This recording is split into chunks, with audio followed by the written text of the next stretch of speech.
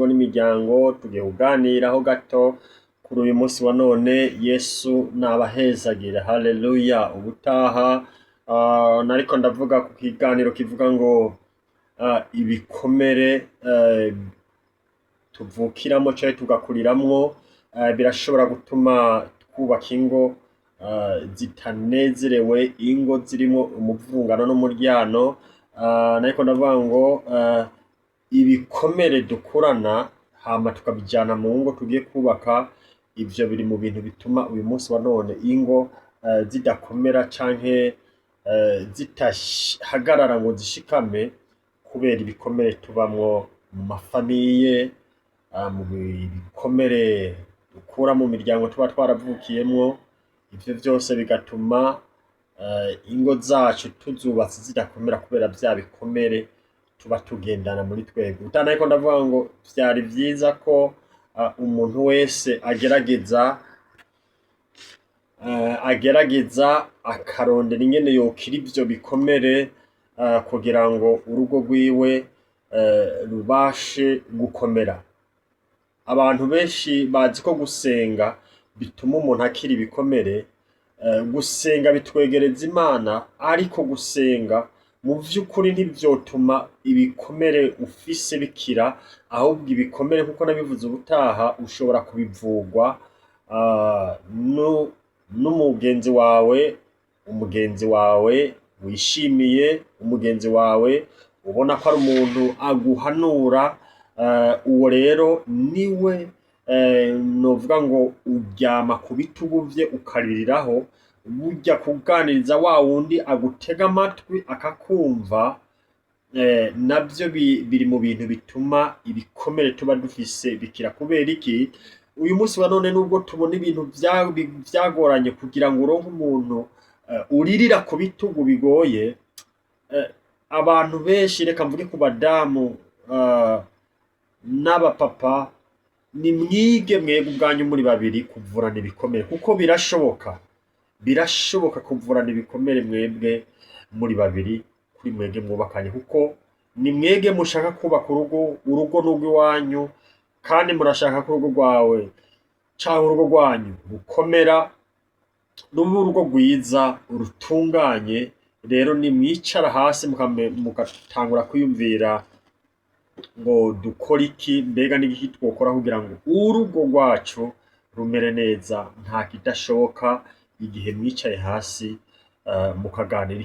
Ikibazo kihari uyu munsi nuko yaba abagabo barabaye bize n'ubuzima, abagore nuko. Umugabo aragenda gitahira 5:00 y'ijoro, agasanga umugore yarushe, agasanga yasinziriye, umugabo akaja akaryama, akazinduka yirukanga, nta mwanya wo kuganira bigera baronka. Mugabo ivyo bikomere biba biri muri bo bikazobatuma urugo rwabo rudakomera. Ariyo mpamvu uyu munsi namenye ibanga ko mu ngo nyinshi ziko zirasambuka uyu munsi wa none, hari ibikomere abantu bafise bakoranye bidatuma ingo zabo zikomera. Imana idufashe cyane. Ubutaha hari umukozi w'Imana yariko ataha ikiganiro c'abubatse n'umunyarwanda, hanyuma ariko atanga ikiganiro avuga ngo jewe ibikomere nari mfise, nari umuntu ntigera ntwenga n'igihe na kimwe. Sinatwenga kubera ko imibabaro nanyuzemwo, ibihe naciyemwo vyari ibintu bidatuma jewe ntwenga. Imana ikima umugore ageze gute atwenga, aravuga ngo ibaze rero yikama umugore nawe afise ibikomere adatwenga. Ariko kubera uwo Imana yampaye, we yari afise ingene abayeho, nanje nafise ingene mbayeho, twaruzuzanije uko twicayemo turaganira.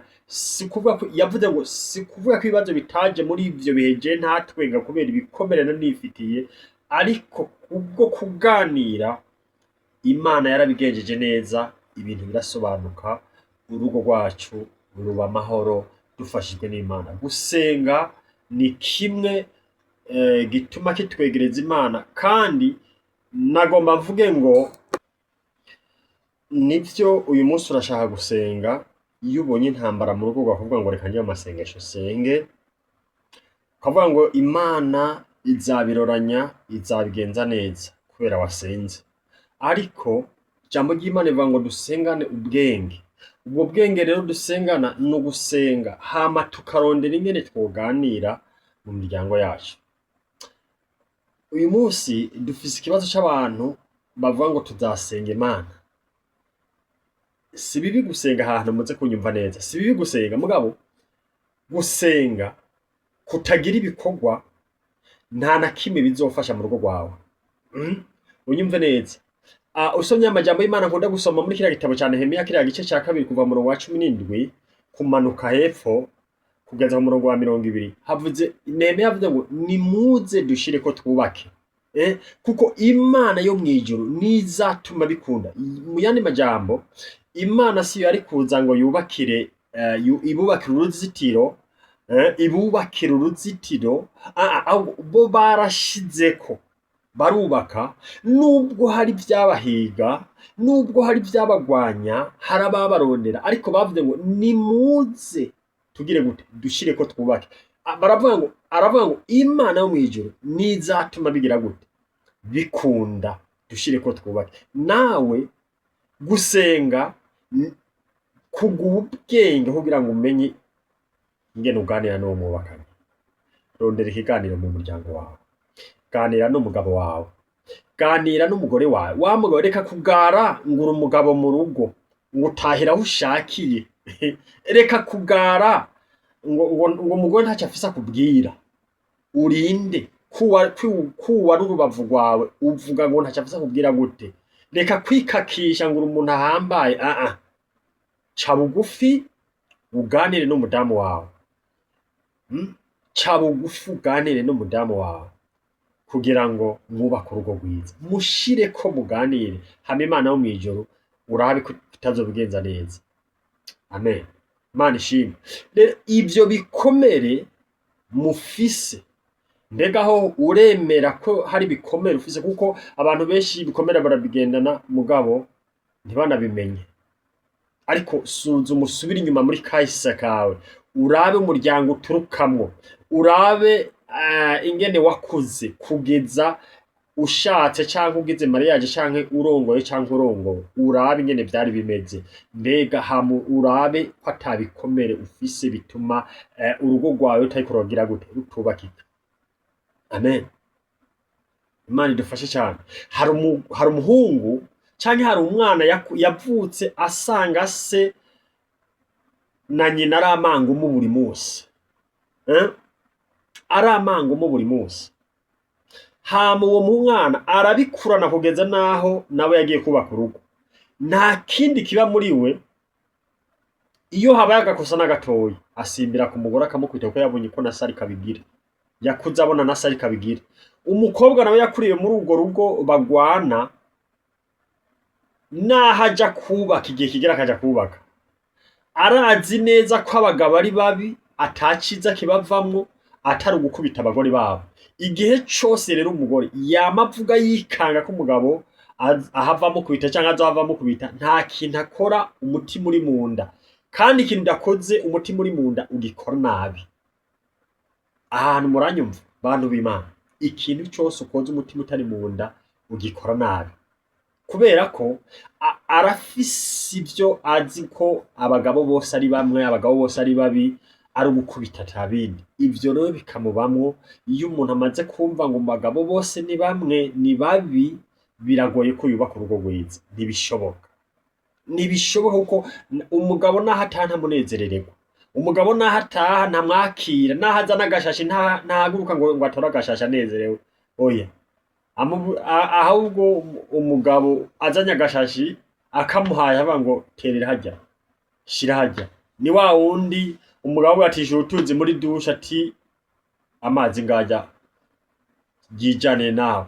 Yani ibikomere yakuranye biriko biratuma urugo rwiwe rutamera neza.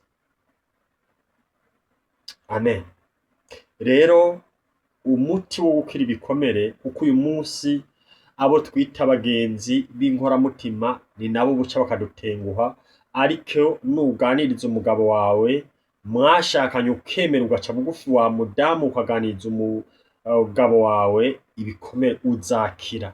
Ariko nawe wa mugabo ndagwana ngo ca bugufi, reka kugara, emera uganire n'umugore wawe kugira ngo mugire urugo rwiza, hanyuma muce murenzaho gusenga Imana, muheza kuganira musenga Imana, muhamagare Kristo aze mu nzu yanyu, aze mu rugo rwanyu, murabe ko bitaza kugenda neza. Ikibuze uyu munsi tubuze guca bugufi. Umuntu wese agomba kuba ari hejuru, yaba abadamu uyu munsi bagomba kuba bari hejuru, abagabo bo n'ibindi ntibazi guca bugufi.